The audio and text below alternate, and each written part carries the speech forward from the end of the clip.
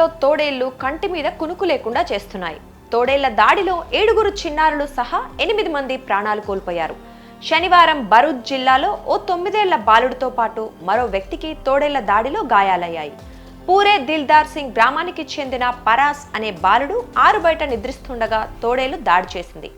మైకుపూర్ గ్రామంలో పున్నీలాల్ అనే వ్యక్తిపైన ఆదివారం తెల్లవారుజామున తోడేళ్లు దాడి చేసినట్లు అధికారులు తెలిపారు. వీరిద్దరికీ ఆసుపత్రిలో చికిత్స కొనసాగుతోందని, దాడి చేసింది తోడేలా కాదా అన్న కోణంలో దర్యాప్తు చేస్తున్నట్లు పేర్కొన్నారు.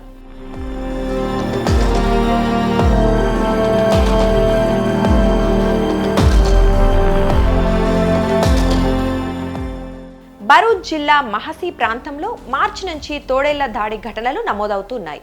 ఇప్పటి వరకు 8 మంది మృతి చెందగా 30 మందికి పైగా గాయపడ్డారు. మొత్తం 6 తోడేళ్లతో కూడిన గుంపు సంచరిస్తోందని అటవీ శాఖ అధికారులు గుర్తించారు.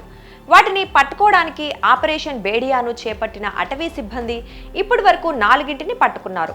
ఉచ్చులు, బోన్లు ఏర్పాటు చేయడంతో పాటు డ్రోన్ల సహాయంతో వాటిని ట్రాక్ చేస్తున్నారు.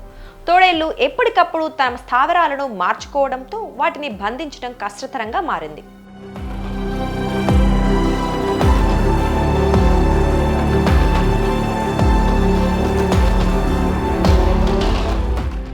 శనివారం థర్మల్ సెన్సార్ కెమెరాలో 2 తోడేళ్లు కనిపించాయని, కానీ అర్ధరాత్రి కావటంతో అటవీ సిబ్బంది వాటిని పట్టుకోలేకపోయారని అధికారులు తెలిపారు. ఈ జంతువులను పట్టుకోవడానికి బొమ్మలకు పిల్లల మూత్రం పూసి ఉచ్చులోకి లాగే ప్రయత్నం చేస్తున్నారు. తోడేళ్లు ప్రధానంగా పిల్లలను లక్ష్యంగా చేసుకుంటాయి కాబట్టి ఉచ్చుల దగ్గర మానవ ఉనికిని తప్పుడు భావాన్ని సృష్టించేందుకు మేము రంగురంగుల దుస్తులను ధరించి పిల్లల మూత్రంలో ముంచిన పెద్ద బొమ్మలను పెట్టాం. సహజంగా మానవుల వాసన తోడేళ్లను ఉచ్చులకు దగ్గరగా ఆకర్షిస్తుంది అని డివిజనల్ ఫారెస్ట్ అధికారి అజిత్ ప్రతాప్ సింగ్ చెప్పారు.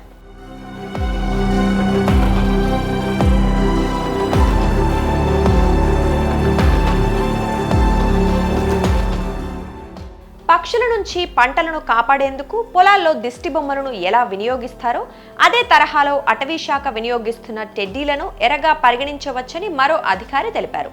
తోడేళ్లను తరిమి కొట్టేందుకు అటవీ శాఖ ఏనుగుల పేడను కూడా ఉపయోగిస్తోంది. ఏనుగుల ఉనికిని అనుసరించే సువాసనను సృష్టించేందుకు పేడకు నిప్పంటించారు. ఏనుగుల వంటి పెద్ద జంతువులను చూస్తే తోడేళ్లు భయంతో తప్పించుకుంటాయి అని ఒక అధికారి తెలిపారు.